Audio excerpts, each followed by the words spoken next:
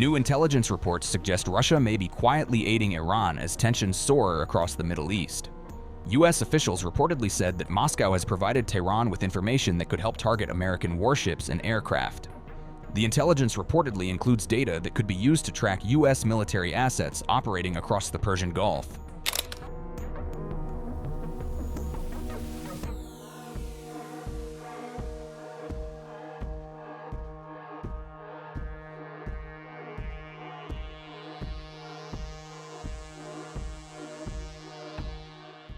The war erupted after the United States and Israel launched major strikes targeting military and nuclear sites inside Iran. Iran has responded with waves of retaliatory missile and drone strikes aimed at regional U.S. assets and allies. Those attacks have targeted bases and strategic sites across the Gulf, escalating fears of a broader regional war. U.S. officials reportedly said that American military planners are closely monitoring the reports of intelligence sharing. Pete Hegseth said the Pentagon is tracking all developments and adjusting battle plans accordingly. Hegseth said U.S. leadership is fully aware of communications between global powers involved in the conflict. He added that any actions threatening U.S. forces are being confronted strongly through military planning. At the White House, Press Secretary Karoline Leavitt downplayed the impact of the reports.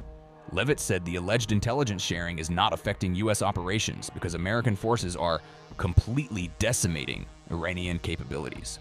That it doesn't really matter if Russia is giving Iran information about military assets.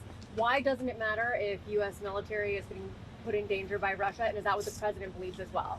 What I meant, Kristen, and thank you for giving me a chance to make it very clear, is that it clearly is not making a difference with respect to the military operations in Iran, because we are completely decimating them. As I said earlier, we've taken out nearly 30 of their ships. Their Navy has been deemed combat ineffective, 90% reduction in ballistic missile retaliatory strikes against the United States and our Gulf Arab and partners in the region. So, of course, we are achieving the military objectives of this operation, and that is going to continue because the United States military is the best and most lethal fighting force in the world. Sure, go ahead, Benny. Can you confirm if the U.S. has taken full control over the airspace in Iran, like it's been reported these past couple of days? Trump said within hours, within days. Can you confirm anything along those lines? Yes, we are well on our way to doing so. Caroline, has the president's faith in Russia to cut a peace deal with Ukraine been shaken by the knowledge that Russia is apparently supplying intelligence to Iran in this conflict? I think the president would say that peace is still an achievable objective with respect to the Russia-Ukraine war. You saw Special Envoy Witkoff put out a tweet yesterday announcing a new prisoner exchange between both Russia and Ukraine. So it's something this administration still wants to see and something I know the president will continue to work on. I'll let the president speak on that directly. Mary.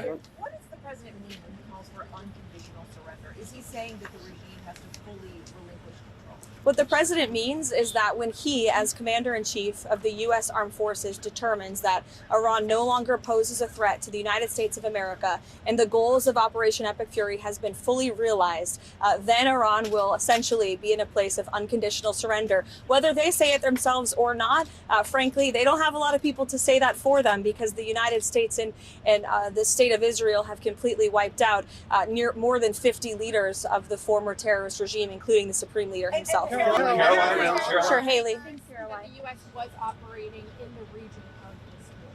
Again, I don't have any updates for you on the investigation. Those will come from the Pentagon directly. Caroline, does the president believe Russia should face repercussions for providing intelligence to the Iranians to target the U.S. military? Again, I'll let the president speak on that directly. Caroline, do you have any comment on the MAGA influencer divide on the Iran war? It seems like everything on axis, everything's going at each other. Any message to both sides of the aisle? I would just remind people X is not real life. This president lives in the real world. And with respect to MAGA, President Trump is the leader of MAGA. He's the creator of the MAGA movement. And there is nothing more America first than taking out terrorists who have maimed and killed our own servicemen and women, who chant death to America and who pose a threat to the homeland. And so President Trump is a leader of the peace through strength foreign policy doctrine. He attempted peace through diplomacy exhaustively and extensively with the rogue Iranian regime. And so they have been struck with the strength and the sheer might and will of the United States States Armed Forces, and President Trump has proven he's a man of his word. If you go back and look, not just over the past year as president, but in his first term and in many years in his private life as well, when he has said that the Iranian regime can never obtain a nuclear bomb, well, now he's finally acting on it, and he has the courage to do what so many presidents in the past did not. Meanwhile, Donald Trump dismissed questions about the reports during a media exchange. Trump criticized a reporter for raising the issue during a White House event focused on college sports reforms. He called the question inappropriate, saying the briefing was about a different topic entirely. Thank you, President Trump. It sounds like the Russians are helping Iran target and attack Americans now. That's an easy problem compared to what we're doing here. I mean, but can I be honest? It's just, I have a lot of respect for you. You've always been very nice to me. What a stupid question that is to be asking at this time. We're talking about something else. Can we keep this maybe a little bit? Go ahead, please. Thank you, Mr. President. My question is for eligibility. As you know, my son, Joe, is a high-level D1 athlete, third-year relief pitcher, University of Maryland. How would I know that? We're very involved. He said, as you know, because I've told you. who the guy is. I've told you that. That's all right. Thank you. But the eligibility thing is a disaster in the NCAA.